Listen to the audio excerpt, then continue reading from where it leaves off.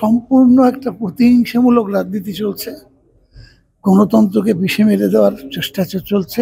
এটা আমি তো বারবার একটা কথা বলেছি, আমি বেশি কথা বলতে চাই না। এটা একেবারে সম্পূর্ণ একটা প্রতিহিংসামূলক রাজনীতি চলছে।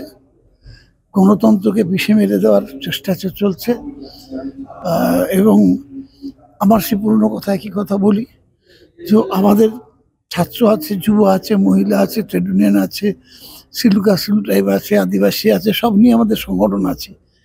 সেই ধরনের সংগঠন বিজেপি সারা ভারতবর্ষে কোথাও নেই। সেই জন্য আজকে ওদের এগুলোকে দিয়েই অনেক বিরোধী দলকে জব্দ করার একটা চেষ্টা চলছে। এটাকে আমি মনে করতে পারতাম যে এটা সদিচ্ছা যদি ভারতবর্ষের অন্যান্য রাজ্য, যেখানে বিজেপি শাসিত রাজ্য, সেখানেও দুর্নীতি ধরবার চেষ্টা করা হতো। সেটা করা হচ্ছে না। যেখানে বিরোধীরা আছে শুধু সেখানেই ইডি, সিবিআই, ইনকাম ট্যাক্স যাচ্ছে। এটা সাধারণ মানুষ বুঝতে পারছে যে আসল মোটিভটা কি। সম্পূর্ণ একটা প্রতিহিংসামূলক রাজনীতি চলছে। গণতন্ত্রকে বিষে মেরে দেওয়ার চেষ্টা চলছে। এটা আমি তো বারবার একটা কথা বলেছি, আমি বেশি কথা বলতে চাই না।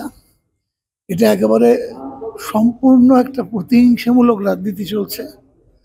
গণতন্ত্রকে বিষে মেরে দেওয়ার চেষ্টা চলছে। এবং আমার সে পুরনো কথা একই কথা বলি যে আমাদের ছাত্র আছে, যুব আছে, মহিলা আছে, ট্রেড ইউনিয়ন আছে, সিলুকা সিলু ট্রাইব আছে, আদিবাসী আছে, সব নিয়ে আমাদের সংগঠন আছে। সেই ধরনের সংগঠন বিজেপি সারা ভারতবর্ষে কোথাও নেই। সেই জন্য আজকে ওদের এগুলোকে দিয়েই অনেক বিরোধী দলকে জব্দ করার একটা চেষ্টা চলছে। এটাকে আমি মনে করতে পারতাম যে এটা সদিচ্ছা যদি ভারতবর্ষের অন্যান্য রাজ্য, যেখানে বিজেপি শাসিত রাজ্য, সেখানেও দুর্নীতি ধরবার চেষ্টা করা হতো। সেটা করা হচ্ছে না। যেখানে বিরোধীরা আছে শুধু সেখানেই ইডি, সিবিআই, ইনকাম ট্যাক্স যাচ্ছে। এটা সাধারণ মানুষ বুঝতে পারছে যে আসল মোটিভটা কি। সম্পূর্ণ একটা প্রতিহিংসামূলক রাজনীতি চলছে। গণতন্ত্রকে বিষে মেরে দেওয়ার চেষ্টা চলছে। এটা আমি তো বারবার একটা কথা বলেছি, আমি বেশি কথা বলতে চাই না। এটা একেবারে সম্পূর্ণ একটা প্রতিহিংসামূলক রাজনীতি চলছে। গণতন্ত্রকে বিষে মেরে দেওয়ার চেষ্টা চলছে। এবং আমার সে পুরনো কথা একই কথা বলি যে আমাদের ছাত্র আছে, যুব আছে, মহিলা আছে, ট্রেড ইউনিয়ন আছে, সিলুকা সিলু ট্রাইব আছে, আদিবাসী আছে, সব নিয়ে আমাদের সংগঠন আছে। সেই ধরনের সংগঠন বিজেপি সারা ভারতবর্ষে কোথাও নেই। সেই জন্য আজকে ওদের এগুলোকে দিয়েই অনেক বিরোধী দলকে জব্দ করার একটা চেষ্টা চলছে। এটাকে আমি মনে করতে পারতাম যে এটা সদিচ্ছা যদি ভারতবর্ষের অন্যান্য রাজ্য, যেখানে বিজেপি শাসিত রাজ্য, সেখানেও দুর্নীতি ধরবার চেষ্টা করা হতো। সেটা করা হচ্ছে না। যেখানে বিরোধীরা আছে শুধু সেখানেই ইডি, সিবিআই, ইনকাম ট্যাক্স যাচ্ছে। এটা সাধারণ মানুষ বুঝতে পারছে যে আসল মোটিভটা কি। সম্পূর্ণ একটা প্রতিহিংসামূলক রাজনীতি চলছে।